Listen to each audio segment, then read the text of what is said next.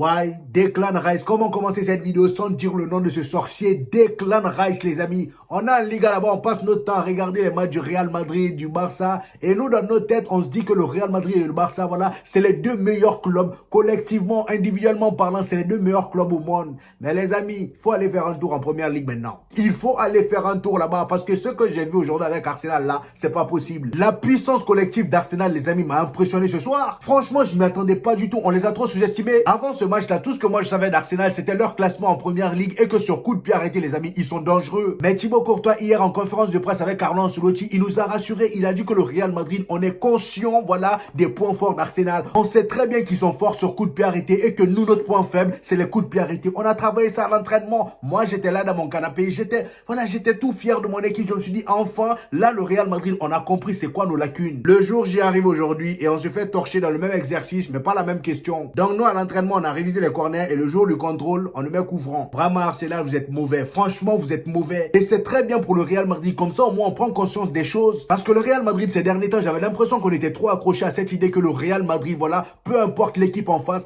peu importe le score qu'on se prend à l'aller, on réussit toujours à s'en sortir. Les gars, ça marchera pas tout le temps. Ça marchera pas tout le temps. Aujourd'hui, on s'est pris 3-0 chez Arsenal, les amis. Au match retour, on a un petit espoir de revenir parce que ça reste quand même le Real Madrid. Faut pas se mentir. Mais ce Arsenal que j'ai vu là aujourd'hui, les amis, ça va pas être facile. Ça va pas être facile du tout. Encore une fois, mon adage préféré s'applique à ce match. On a toujours un plan jusqu'à ce qu'on se prenne la première patate dans la bive. À ce moment-là, tout change. À notre tête, on pensait être prêt jusqu'à ce qu'il y ait coup franc pour Declan Rice. Le gars, il a touché le ballon. Le ballon s'est envolé comme si j'ai cru le ballon avait parachute. Franchement, tellement le coup franc était bizarre. J'ai regardé le coup franc 4 fois pour m'assurer que le ballon était normal. Parce que la façon dont le ballon a fait le tour du mur là, c'était mystique. Et comme je vous l'ai dit, les amis, je pense qu'on a un peu trop sous-estimé Arsenal. Ils sont venus, ils nous ont analysé, surtout en première mi-temps. La première mi-temps, si vous avez remarqué, c'était assez naze. C'est en deuxième mi-temps qu'on s'est régalé en tant que spectateur. Les deux équipes étaient là et chacun de son côté avait peur de se dévoiler. Donc à chaque fois que l'adversaire avait la balle et qu'ils étaient dans notre camp, tout le monde revenait en bloc bas. Il n'y avait aucun pressing pour ne pas créer de l'espace pour eux. Et bizarrement, Arsenal jouait un peu de la même manière que le Real Madrid. La petite différence est que nous, c'est vraiment notre style de jeu. On reste très bas dans notre camp lorsque l'adversaire a le ballon. On presse pas, on les laisse venir et dès qu'on récupère le ballon, on joue en contre pour exploiter l'espace qu'ils laissent dans leur dos. Et ça, on l'a fait pendant toute la première mi-temps, même si on n'a pas eu énormément d'occasions parce que je pense qu'Arsenal, ils se sont créés les plus grosses occasions. Et Kylian Mbappé a eu quand même quelques occasions face à Raya. Malheureusement, il a raté. Et d'ailleurs, en parlant de Kylian Mbappé, j'ai trouvé que c'était le seul attaquant, les amis, parmi les trois trios de devant là, c'était le seul qui était vraiment en vue. Vinicius, le frérot, encore une fois aujourd'hui, il s'est fait bouffer par Timber, quelqu'un qui porte nom de chaussures Timberland, les amis. Pendant tout le match, il s'est fait pocket par ce gars-là. Rodrigo, de son côté, il a passé le match à faire des interviews. C'est bien beau de faire des interviews, mais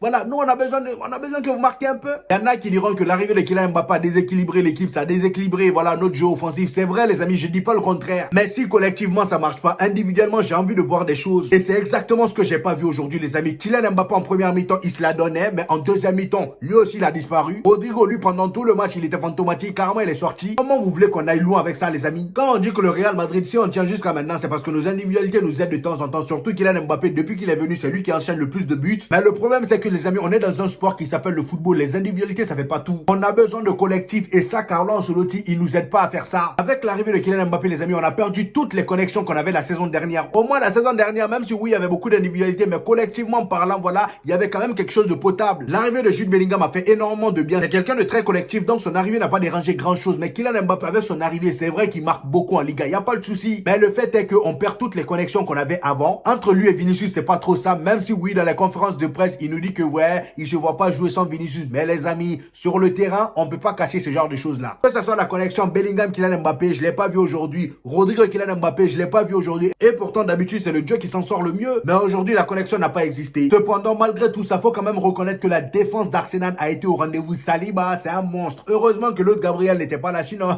je pense qu'on serait même pas rentré dans leur surface. Hein. Malgré que ce Gabriel-là n'était pas là, on a eu du mal. J'imagine même pas s'il était là. Comment on aurait fait? À chaque fois que Kylian Mbappé avait le ballon, il était pris par plusieurs personnes. Ce qui est bien, c'est qu'en première mi-temps, il cherchait tout le temps les solutions. Il décrochait pour venir participer au jeu. Et ça, j'ai énormément aimé chez Kylian Mbappé. Malheureusement pour nous, la finition n'était pas au rendez-vous. Et pour vous dire à quel point cette équipe d'Arsenal là, on les a trop sous-estimés, surtout offensivement. Dites-vous que pendant tout le match, les amis, ils ont fait 12 tirs. Et dans les 12 tirs, ils ont cadré combien? 11 tirs cadrés sur 12. Quelle efficacité. Et pendant ce temps, le Real Madrid, on a fait 9 tirs et on a cadré seulement 3. 3 tirs cadrés. Et franchement, on peut s'estimer heureux d'avoir pris seulement 3 buts, hein, parce que là, s'il n'y avait pas Thibaut Courtois dans nos cages, on était morts. Voilà, heureusement qu'il est revenu très vite de blessure. S'il n'y avait pas Thibaut Courtois, les gars, ça aurait été la catastrophe encore pire. Défensivement, aujourd'hui, mine de rien, on était vraiment en place. Raoul Asensio, Rudiger, ils ont fait le boulot. Mais le problème, c'est Alaba. Alaba, en tant que latéral gauche, les amis, ça donne pas. Le gars, il s'est fait envoyer pendant tout le match par Saka. À chaque fois que Saka a le ballon, au lieu de monter sur Saka et récupérer le ballon, il était là à faire des marches arrière. J'ai dit, mon ami, t'es une voiture ou bien? À récupérer le ballon, pourquoi t'es tout le temps là à reculer?